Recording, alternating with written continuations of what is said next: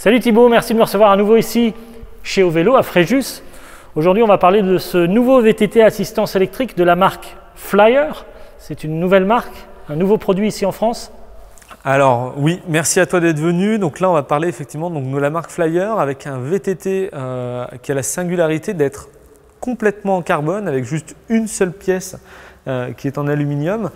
Donc c'est ça sa particularité. Il faut savoir qu'aujourd'hui, dans le monde du vélo électrique, beaucoup de vélos vont avoir donc un triangle avant en carbone et les bases arrière en aluminium ou alors tout aluminium.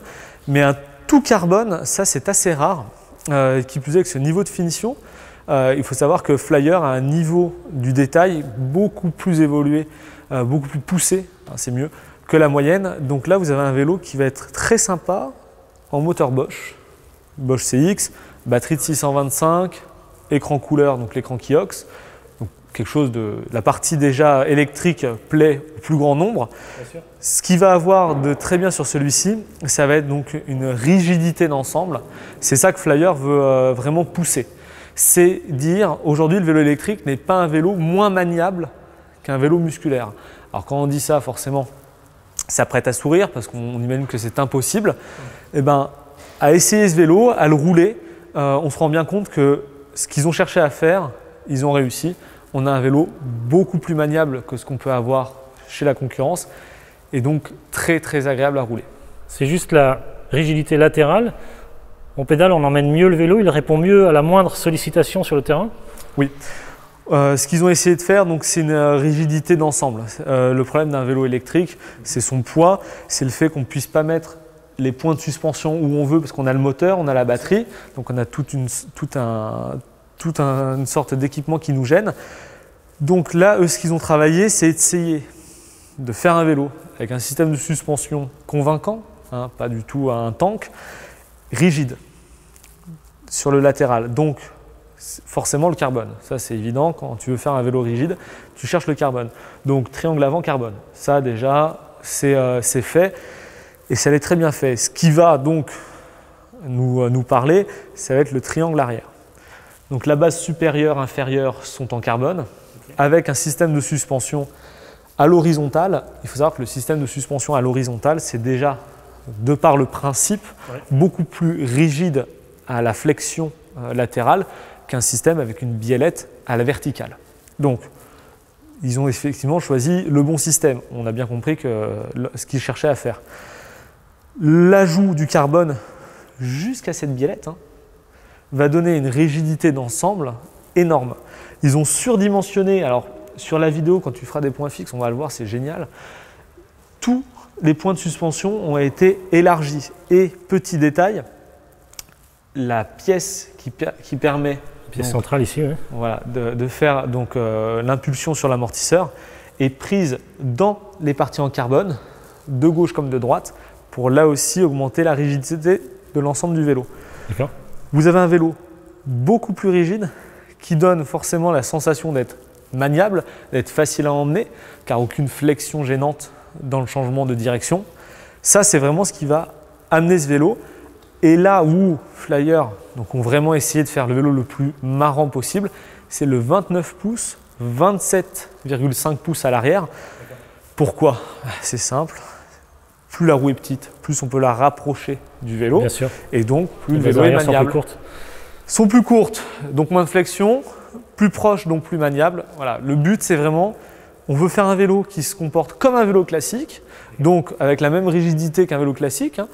Donc, il faut qu'il soit plus court, il faut qu'il ait un système de suspension qui ait le moins de jeu possible pendant son travail. Surtout latéral.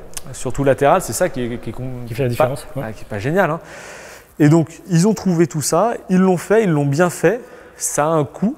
Ils ne le répercutent pas énormément sur leur vélo parce qu'il faut savoir qu'un vélo comme ça, chez beaucoup de marques, c'est facilement 10 000 €. Là, vous allez quand même descendre à des prix, on est largement en dessous des 8 000 €.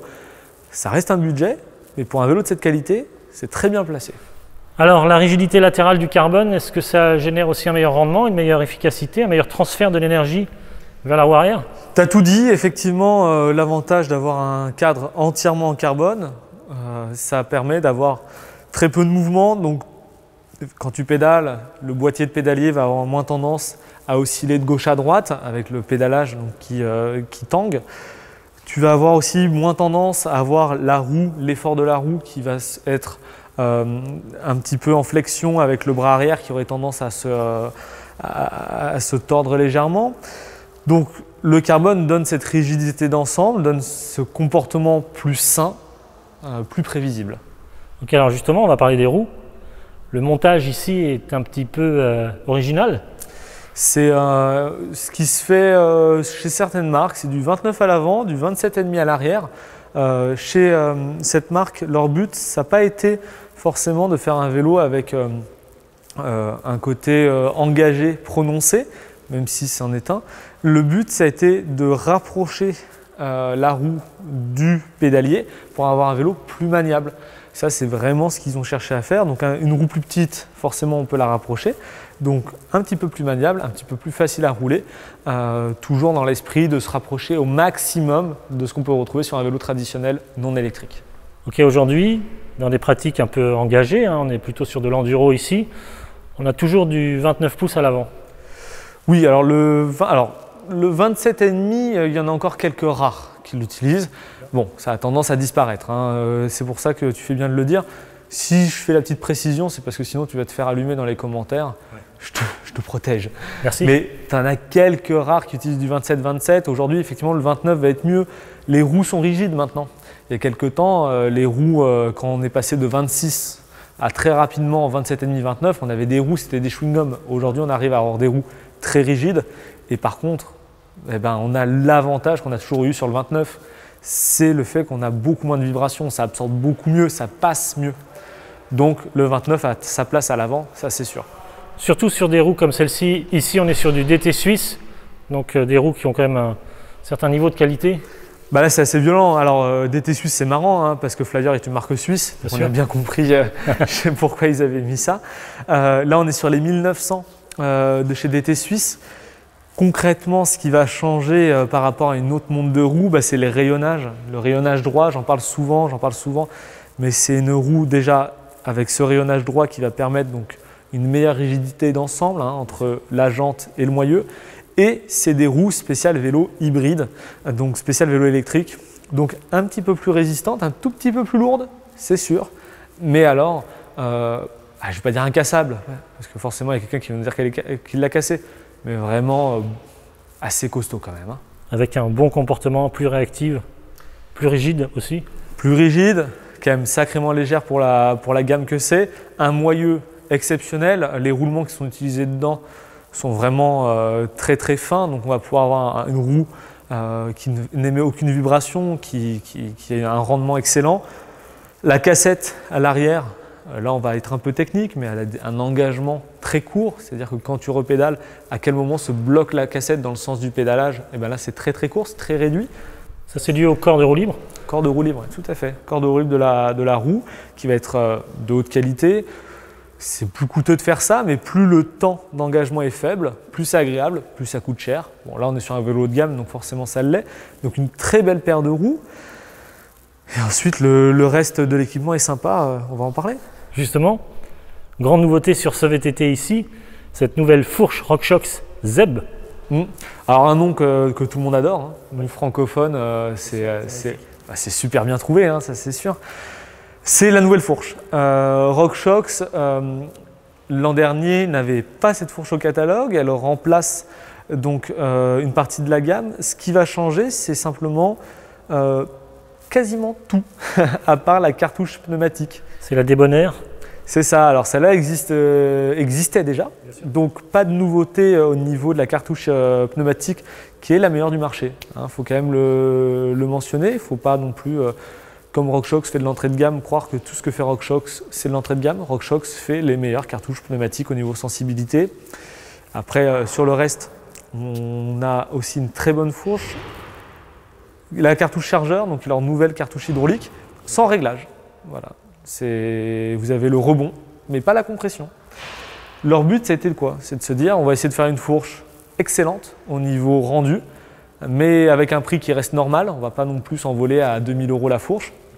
Donc on a une fourche très bien, moins de réglages, mais qui fonctionne aussi bien qu'une excellente fourche. Plus facile finalement à régler et à utiliser. Bah là concrètement, vous réglez votre poids, vous faites le rebond, c'est fini, il n'y a rien d'autre. Le rebond se fait en dessous. Le rebond se fait en dessous, comme toujours.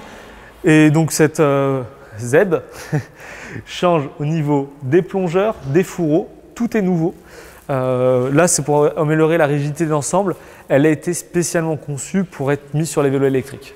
Okay. Ça a été en tout cas l'explication de RockShox pour cette nouvelle fourche. En termes de suspension, on a aussi un RockShox de luxe à l'arrière. On a quel amortisseur derrière? Alors, chez RockShox, c'est assez simple au niveau des amortisseurs. Celui-là, on le connaît très bien. Comme je le dis toujours, c'est pour moi le meilleur rapport qualité-prix du marché.